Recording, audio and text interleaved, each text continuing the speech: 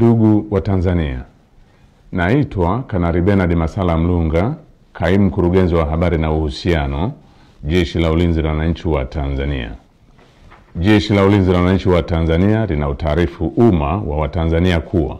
linaendelea kufuatilia kwa karibu na kutathmini hali ya ulinzi na usalama nchini katika kipindi hiki cha kuelekea uchaguzi mkuu unaotarajia kufanyika tarehe 28 na tarehe 29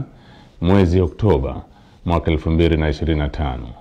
kama ilivyotangazwa na Tume Huru ya Uchaguzi nchini na Tume ya Uchaguzi Zanzibar. Kwa ujumla, Jeshi la Ulinzi la Wananchi wa Tanzania linaridhishwa na hali ya usalama iliyopo nchini katika kipindi hiki ambacho vyama vya siasa vinaendesha kampeni zao kwa kuzingatia matakwa ya kisheria, kuheshimiana na kuvumiliana kunakooneshwa kupitia kwa wagombea wao wa ngazi za urais, ubunge na udiwani. Jeshi la Ulinzi la Wananchi wa Tanzania linaviomba vyama vya siasa kuendeleza hali ya amani na utulivu wakati wote wa kampeni, kupiga kura na baada ya kupiga kura. Katika hatua nyingine,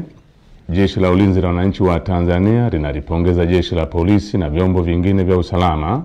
kwa jinsi vinavyoendelea kusimamia hali ya usalama katika kipindi hiki cha kuelekea uchaguzi mkuu. Aidha, jeshi linawapongeza wananchi kwa kuendelea kutumia haki yao ya msingi ya kushiriki kwa amani na utulivu katika kusikiliza sera za vyama mbalimbali kupitia mikutano ya hadhara inayoendelea kufanywa na vyama vinavyoshiriki uchaguzi mkuu kwa ngazi mbalimbali ili kuwachagua viongozi watakaowaletea maendeleo. Pamoja na hali ya amani na utulivu iliyopo, bado kumeendelea kujitokeza baadhi ya watu wanaojiita wanaharakati kutoka ndani na nje ya nchi kutumia mitandao ya kijamii kupotosha umma kwa kuweka maudhui yenye kuleta uchochezi kwa kulihusisha Jeshi la Ulinzi la Wananchi wa Tanzania na siasa ili kutimiza azma yao ya uvunjifu wa amani. Jeshi la Ulinzi la Wananchi wa Tanzania linaomba umma wa Tanzania kupuuza machapisho au taarifa ambazo zimekuwa zikionekana kwenye mitandao ya kijamii. Wananchi wanakumbushwa kuwa taarifa zote zinazorihusu Jeshi la Ulinzi la Wananchi wa Tanzania zitatolewa na makao makuu ya jeshi kwa utaratibu rasmi na mawasiliano ya Jeshi la Ulinzi la Wananchi wa Tanzania na umma.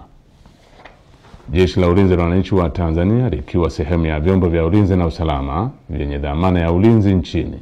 ninapenda kuhakikishia Watanzania wote hali ya amani, usalama na utulivu katika kipindi hiki cha kuelekea uchaguzi mkuu, wakati wa uchaguzi na baada ya uchaguzi mkuu.